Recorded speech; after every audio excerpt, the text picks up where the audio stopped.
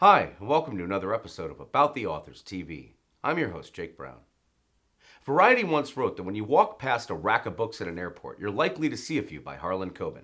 There's a reason why his books are popular, even among those not about to board a long flight. They're efficient suspense delivery systems, with the satisfying tick-tock nature of the plot and the interlocking mysteries, and Book Page is crowned him one of the greatest living thriller writers, while Good Morning America has celebrated Coben as an indisputable master of crime fiction. His global reputation for creating best-selling suspense thrillers is so great. The kickoff to his signature Myron Bolitar series Dealbreaker took home the 1996 Anthony Award for Best Paperback Original, launching a worldwide phenomena that continued on with best-selling sequels Drop Shot, Fade Away, Backspin, One False Move, The Final Detail, Darkest Fear, Promise Me, Long Lost, Livewire, Home, Shelter, Seconds Away, Found and Think Twice, the Wild series with The Boy from the Woods and The Match, along with shelves at bookstores around the world containing his best-selling standalone novels Play Dead, Miracle Cure, Tell No One, Gone for Good, No Second Chance, Just One Look, The Innocent, The Woods, Hold Tight, Caught, Stay Close, 6 Years, Missing You, The Stranger, The Magical Fantastical Fridge, Fool Me Once, Don't Let Go, Runaway and I Will Find You, which helped establish him, according to Time magazine, as one of the most dominant authors in the modern mystery genre. Gentleman's Quarterly more recently reported of the omnipresent U.S. crime fiction writer that with 33 novels to his name and 75 million books in print, the Newark, New Jersey-born author's process is prolific.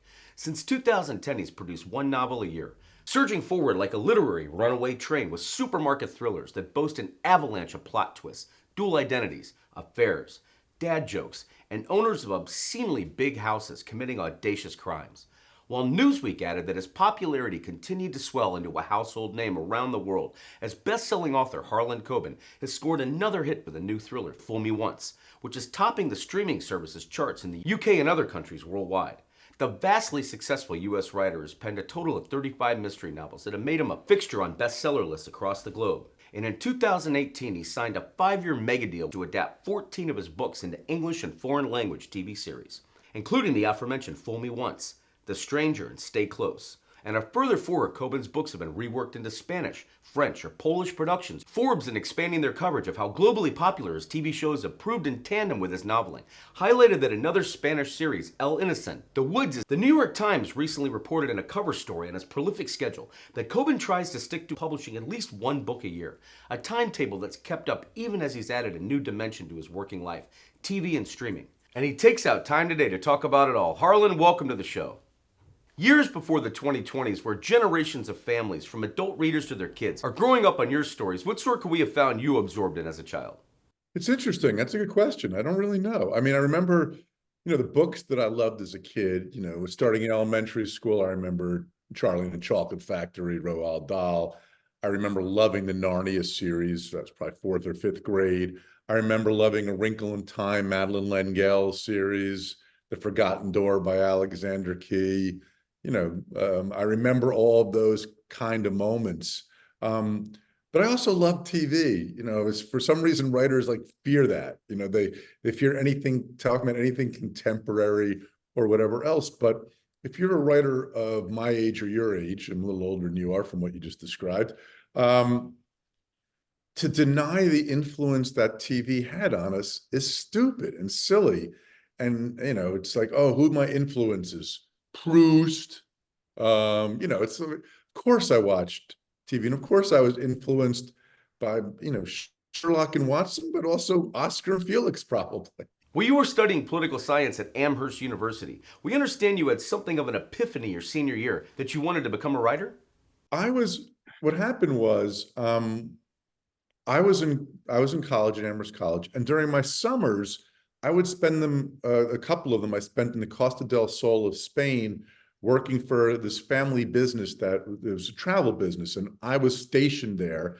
And when the Americans would come in, so this is 81, 82, around then 83, I would take care of the Americans that were on vacation. I was their tour guide, if you will, their tour escort, which for a guy that young was not a smart move to put me in charge. I've never been good at anything involving organizations. So anyway, the Americans acted so strangely on vacations back then. They would travel 20 miles to save 0.2% on the exchange rate. And anyway, I said, oh, wow, I should write a book about this experience. The same way a lot of people at home, I get every stop I go to say, oh, I should write a book about this experience. And kind of my advice is don't. But anyway, I did that. I actually came back. I started writing it when I was there in the summer by hand. I think I still have that notebook someplace.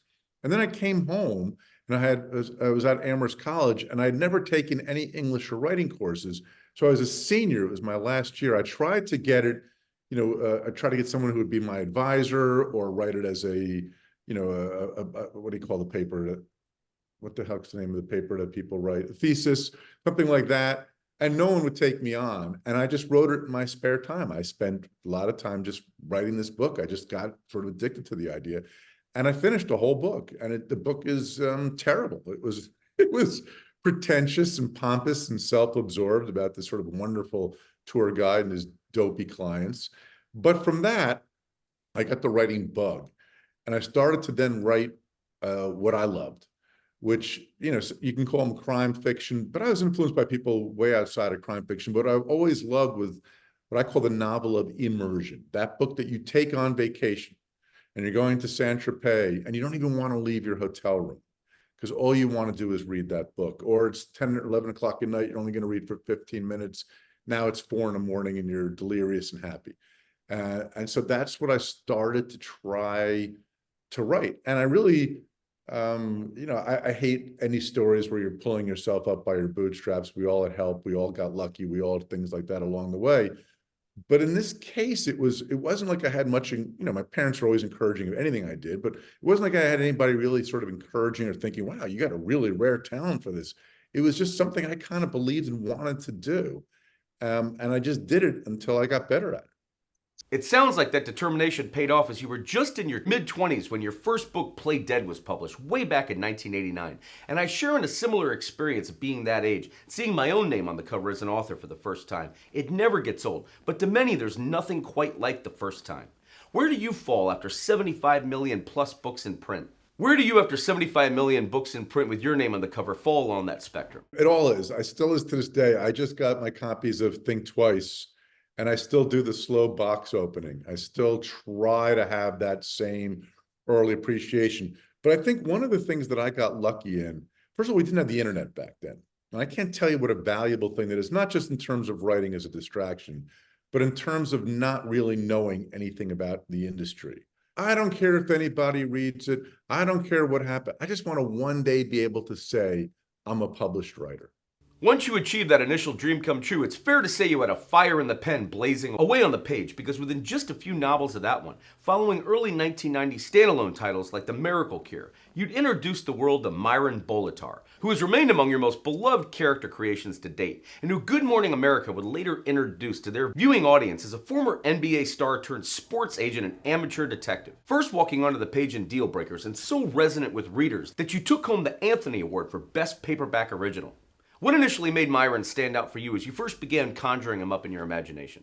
I always had modest but incremental ambition. I call it incremental ambitions. And you probably have a similar one. I just want to one day have a book published. Okay, 2 books. Just to show it wasn't a fluke, just let me have a second book out.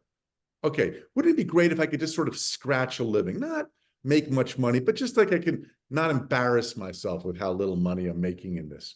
Okay, what if I could skim the bottom of the New York Times, but like grab 15 for an hour, you know what I mean? Just grab that spot. Okay, what if I could be in the top 10? What if I could be 1? What if I could?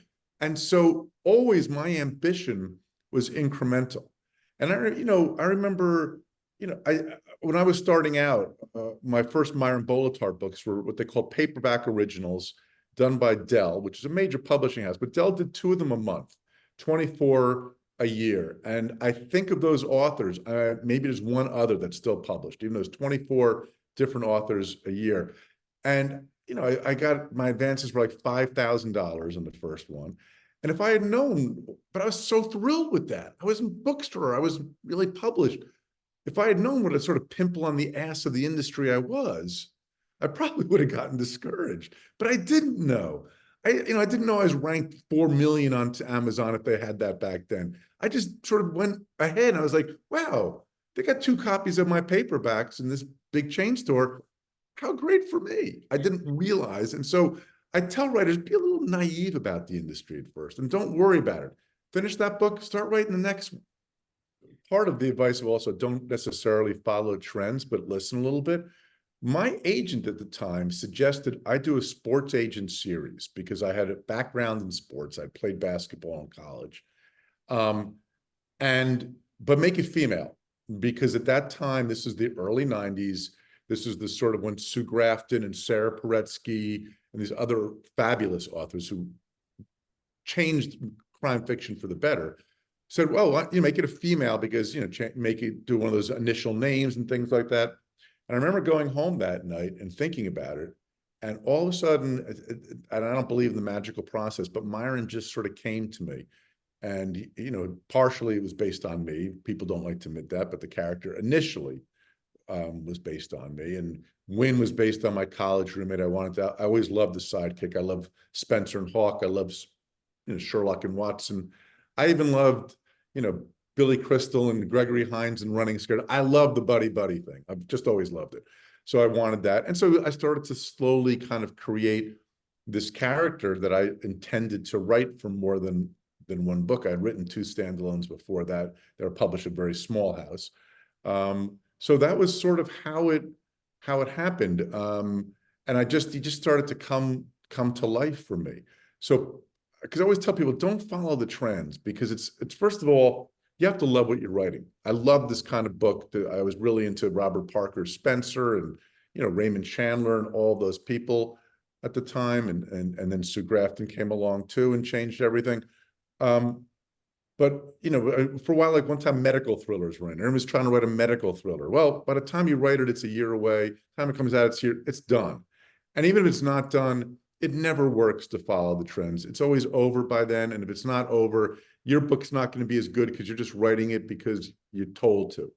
So that's sort of the answer of how I first kind of came up with Myron.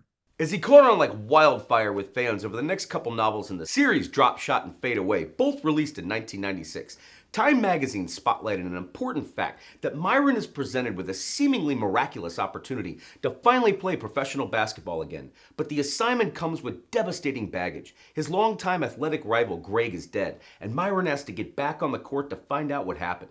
His investigation of Greg's murder reveals a tangled web of deceit, lies, and murky connections to the agent's past. And for the task of solving that murder, he had those all-important supporting cast players like best friend Windsor Horn Lockwood III, aka Win, and of course his assistant at MB Sports Reps, Esperanza Diaz, to help him make the case. What made this a winning team for Myron as he went about cracking cases in these first few mysteries?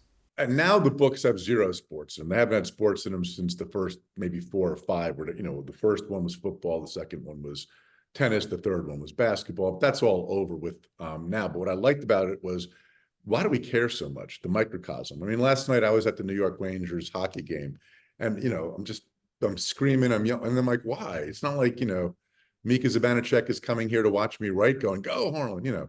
So it's the whole dynamic is interesting. The money, the power, the fame. It's an interesting microcosm. But when I was creating these characters, so again, I wanted Myron to have a sidekick. I'd seen the street tough done to death, starting with Hawk. So I didn't want to do that. I didn't want the computer nerd weenie kind of thing that's been done. I thought of all the things that have been done. And then I thought about my college roommate and best friend, who has a name equally obnoxious to Windsor Horn Lockwood III. Came from a very blue blood family on the main line. And before we would go out to parties when we were at college, he would look in the mirror and go, it must suck to be ugly. So I kind of took him and I made him dangerous because in real life, he can't fight his way out of a paper bag. But what was interesting about him was people hated him on sight because he looks just like I described him, the blue blood, the ruddy complexion, really porcelain, gorgeous, cheekbones and the blonde hair. And people just wanted to hit him. And so, suppose that a guy like that has to defend himself in his own way and turns around. And that's how I started to work on creating Win. Esperanza was a whole different story. I originally had Big Cindy as the other sidekick, and this is a true story of the 90s. an early reader, was female, by the way, said, you kind of need a babe in the office. Wouldn't happen today, but this is 1992 or three. And so I swapped out. I took Big Cindy out and I created Esperanza Diaz. And then another book or two later, I needed somebody else in the office. And Big Cindy was still sitting in my subconscious, pounding a door. And so she came out. Deadline recently broke the news that they had re-upped their overall deal with the international best-selling author Harlan Coben, with the 5-year multi-million-dollar pact giving Netflix access to 14 of your books to develop in partnership with you into English language and foreign language series and films. The new deal, believed to be for 4 years, adds 12 more of your titles, including 11 signature Myron Bolitar, as well as 2021's Win. A Myron Bolitar TV series is in early development at Netflix. It will keep the novel's US setting to possibly become the streamer's first American-produced show based on Coben's novels. When you look back over the aforementioned original titles that'll make up the source material for the series, over Backspin, One False Move, The Final Detail, Darkest Fear, where People magazine promised that you race to turn pages.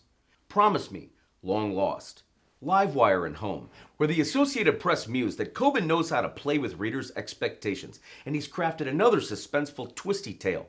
Fans and newcomers alike will feel as if good friends have come home.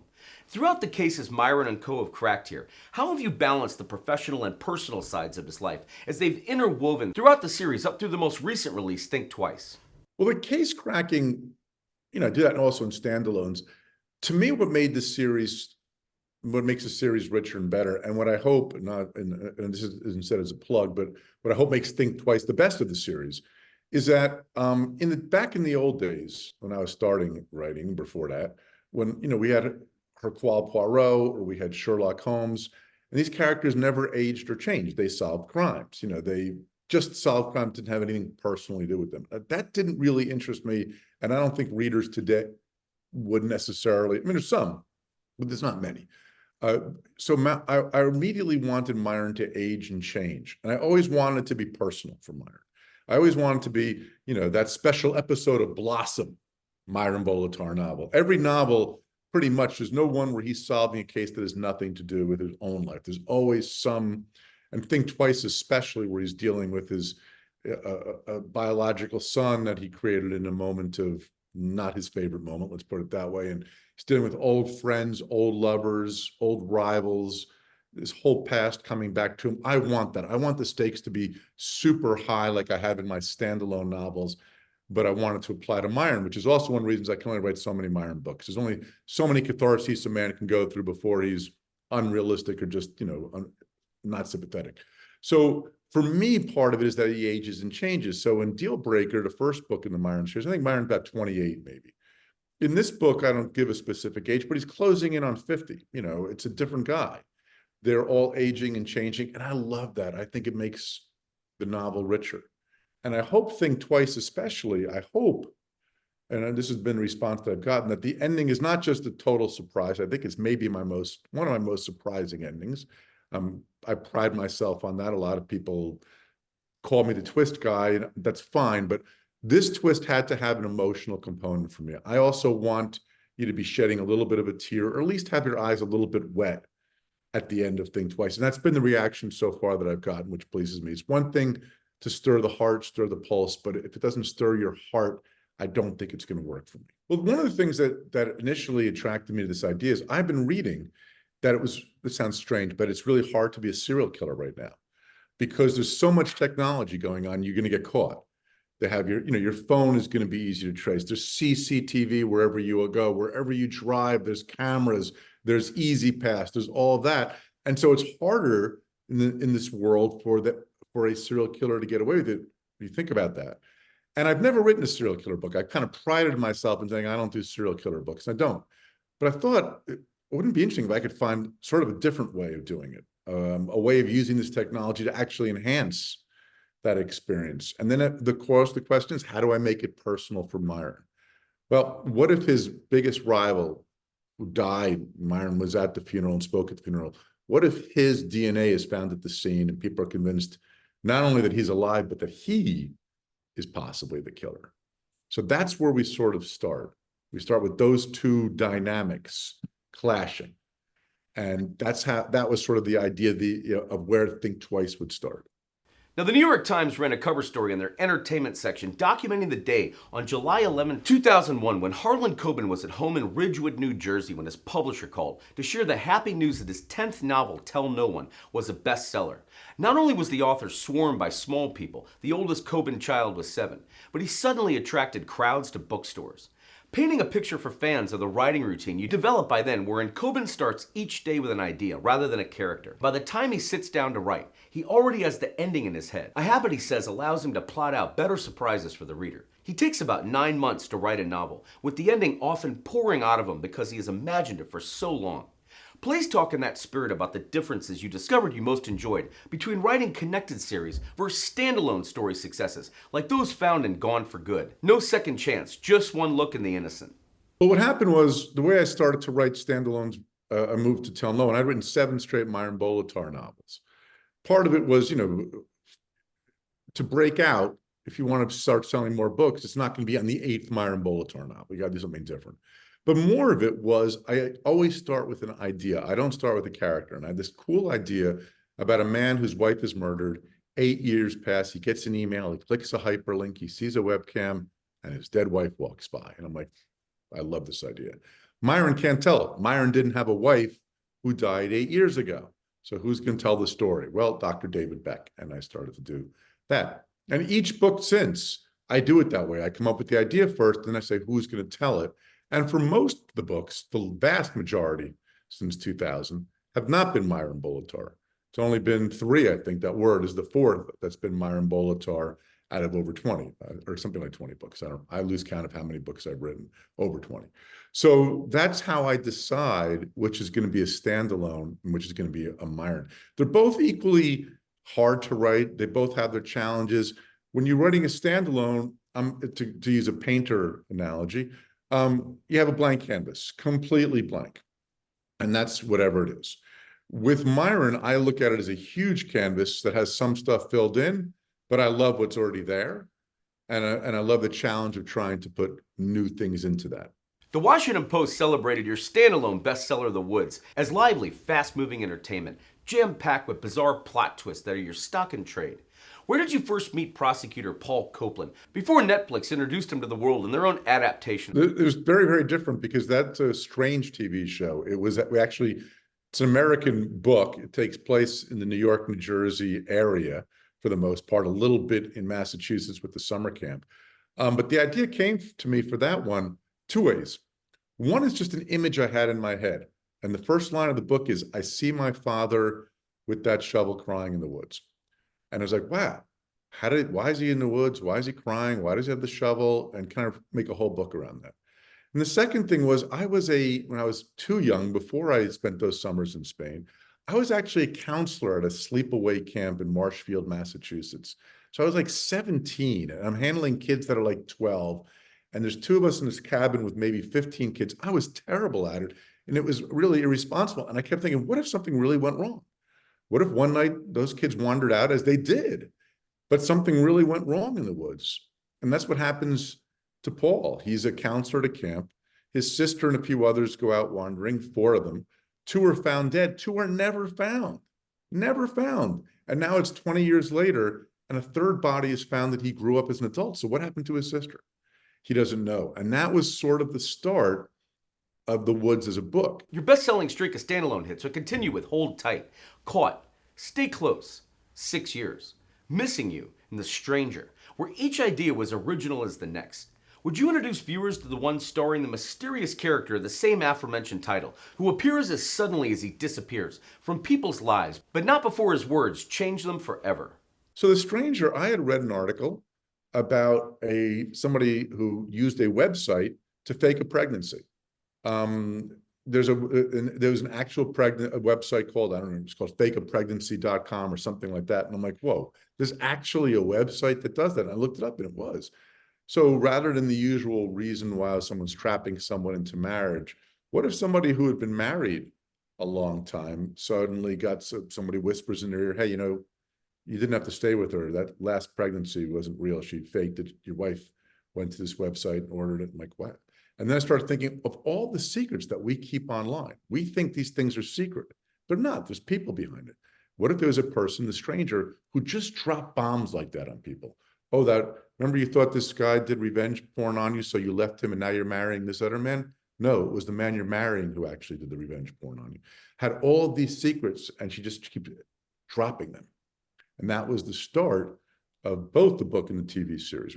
As your prolific tale-telling expanded across new storyscapes over the magical, fantastical fridge, fool me once, don't let go and run away. Would you give viewers a sense of what the realities of juggling such a demanding schedule is like on both your creative energy and your imagination?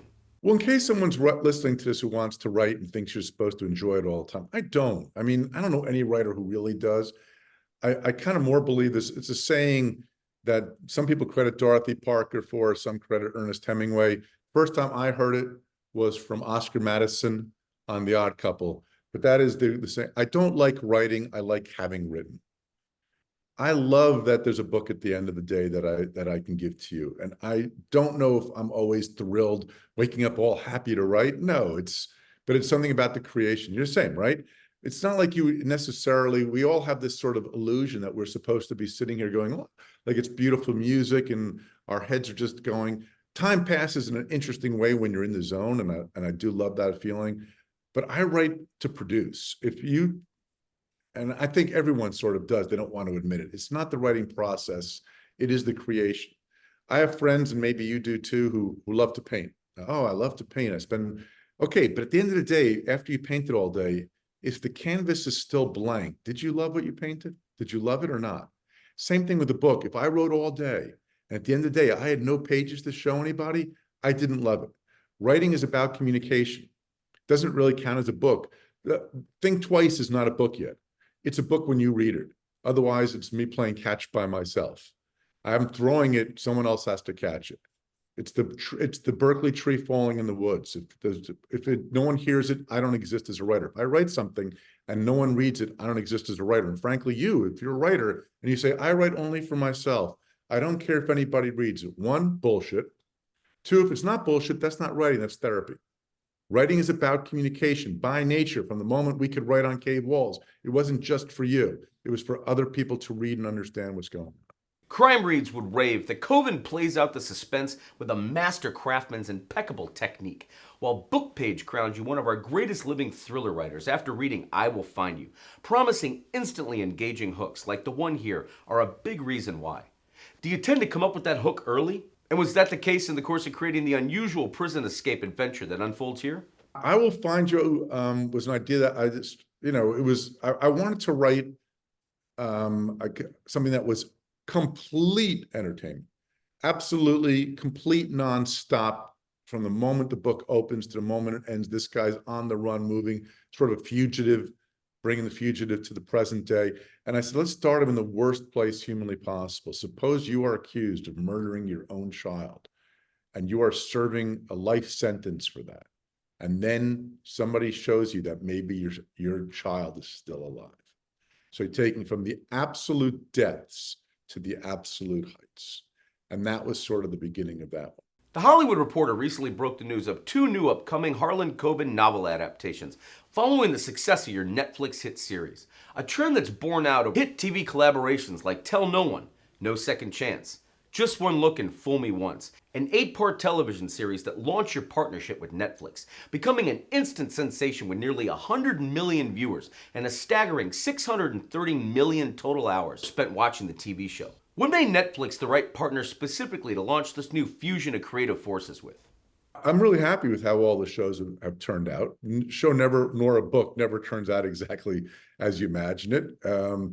But I think one of the things I enjoy about Netflix in particular, besides they're good people and they're good partners, I don't know how else to put it. They're not as Hollywood as some of the other ones that I've dealt with in the past. We all have a similar vision. I hate that term also, but let's use it. But I think what really is kind of cool is the overwhelming size and strength and international appeal. So Fool Me Once, which they tell me now is tied for the 6th biggest show they've ever had on Amazon, on Netflix, has 100 million households. have watched all 8 episodes approximately. I guess that's the number that they have. 100 million. I think it's 98 in the first 90 days. So it's a little over 90 days now. So if you think about that, that's 2 to 2.5 people per household. That's 200 million people, 250 million people. Not just and they're in 190 countries. There's only 195 countries in the world. So they're in like every country. So that's really cool to think that somebody in Serbia or Saudi Arabia or Poland or USA or UK, wherever they are watching this within hours of its release. If you don't, if that doesn't excite you, you're kind of in the wrong business. And the last thing I'll say about it is also, so when I go on set, this happens every time, and I see 100 or 200 people bringing this to life. Great actors, great directors, great lighting people, great sound people. And I think I had this silly little idea in maybe right here in my house and or whatever else. And now all these talented people bringing it to life that 100 million people may see. That doesn't excite you. You're in the wrong business. On the other side of the Atlantic, you've successfully created and co-produced hit series like The Five, where The Guardian promised that this TV show from an insanely successful crime writer grabs you and won't let go. What first gripped you about this premise when it initially revealed itself to you? It's a good example, The Five, because unfortunately it's harder to see that right now in America because it was made by Sky. But The Five was the first TV series that I did off an original idea. I was actually sitting right where I'm sitting right now when a wonderful British producer who has become my partner named Nicola Schindler, and she's done, for those who watch British shows, Happy Valley, Last Tango in Halifax, Queer as Folk, It's a Sin, does a lot of great TV, and she's my partner, and we've done a lot of shows together, and we're doing 3 more as we speak.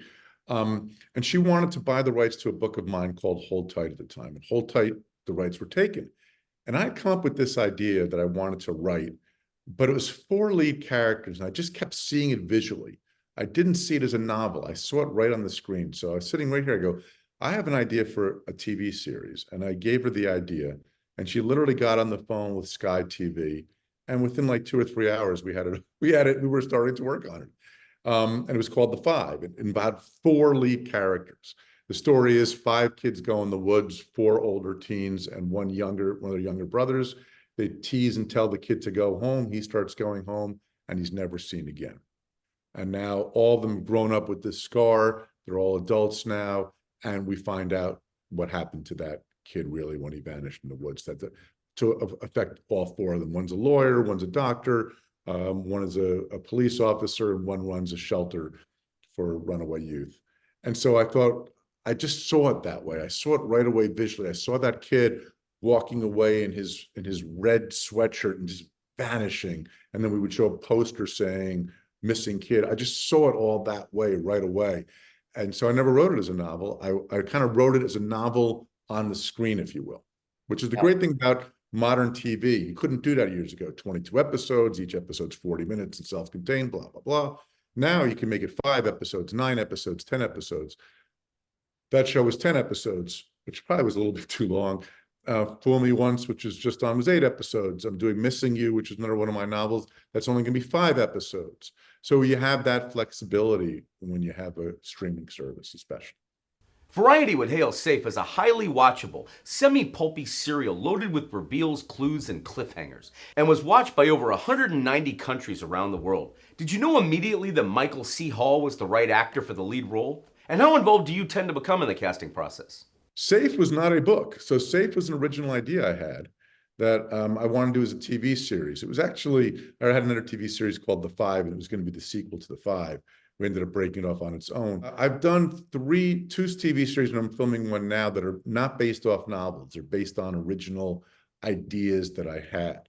And what I most remember about that is that Michael C. Hall off of Dexter read it and wanted to do it. And I remember actually going to London just to talk to Mike and try to get him to want to do this series, and what a joy it was to work with Michael C. Hall on that one. As your success as a TV producer expanded into that of a household name around the world, Cosmopolitan wrote of your ascendancy that Harlan Coben's Netflix shows always have us glued to the sofa. And thanks to his 5-year deal with the streaming service, it doesn't look like that's going to change anytime soon. Whether you've got a weekend spent on the sofa or want a thrilling series to watch each night, we've got just the ticket. But what could be more appealing than settling down with an array of snacks and a Harlan Coben mystery? Even better, why don't you settle down for a binge and watch all of them? In 2018, he signed a multi-million-dollar 5-year deal with Netflix to adapt 14 of his books into TV series since, including hits like The Woods. What's proven most thrilling about creating smash hits like this and The Strangers? As a TV series, what I thought was so interesting, we moved it to Poland of all places, but the Polish had the idea of filming it in the two time zones with two different casts. So we have this cool summer camp scenes, which is done as a Polish kind of summer camp, and then the modern day, these two lovers from this summer romance, and now that they're both older and their lives have not turned out the way they want. And so I really enjoy what we ended up doing with that particular series and the book. They're really, really different, but they're really, I really think both of them turned out very well. So what's different about the TV series was I wanted the stranger in the TV series to be a woman, where in the book it was a man. I just thought visually that didn't work as well. What are you most excited about when you look out over the horizon with everything coming up in both book and TV land? This will sound phony. The biggest excitement for me right now is, so when you write a novel, you are solo. It's like you won you won Wimbledon if you do well, or you won the Masters golf. You celebrate on your own, you're by yourself, and maybe coaches, but it's really just you. Here it's a team, and now I feel like a captain of the World Cup team. And I don't care if I score or somebody else scores. All I want to do is win and celebrate it with others. So the fun for me is celebrating it with others, with my team. And hopefully, what I say to them in the beginning is, I always hope your career is kind of here when you started, and now it's up here. Michelle Keegan, for example, who played Maya in that, her career was here. It's skyrocketing here, and that brings me great joy because she's a wonderful actress and a wonderful person. And everybody in the team, I want to share it with them. I love the idea that we are sharing this success. We are emailing, we are texting all the time with each other, where if something great happens or I hit #1 on the New York Times bestseller list, well, it's just me. My family might be happy for me, but it's, this is what's so great about this. The part I love about this TV world is that, and hopefully I'm introducing new actors, new creatives, new directors, new lighting people, new sound people, new everything, that their careers will be improved and that they'll enjoy being a part of this process. Finally, please lay a little sage advice down on the page for anyone growing up reading and watching your work as a storyteller, perhaps inspired to become one day themselves. I mean, look, it also takes a lot of luck. There's no question about it, but you just got to keep writing. Writing is one of the few activities where quantity will inevitably make quality. Be patient. Finish the book you're working on, and then immediately start another one, because the book you just finished, it's not as good as you think it is. Trust me. But try sending it out. Good luck to it. But accept also that you may have 2 or 3, as I mentioned to you, my first novel, I think I had 2 or 3 that will never see the light of day. And even the first 2 that got published maybe shouldn't have seen the light of day. It's, you have to kind of accept that and be patient. Don't expect the first 2 or 3 books. My first New York Times bestseller was my 10th novel. My 10th published novel, I should. So that was probably my 13th or 14th, actually. So just keep going. Eventually quantity will inevitably make quality. Mr. Coben, we appreciate you are incredibly busy with everything you have going on these days. Thank you so much for taking out time to be on About the Authors TV. It's great talking to you, Jake. Thanks so much.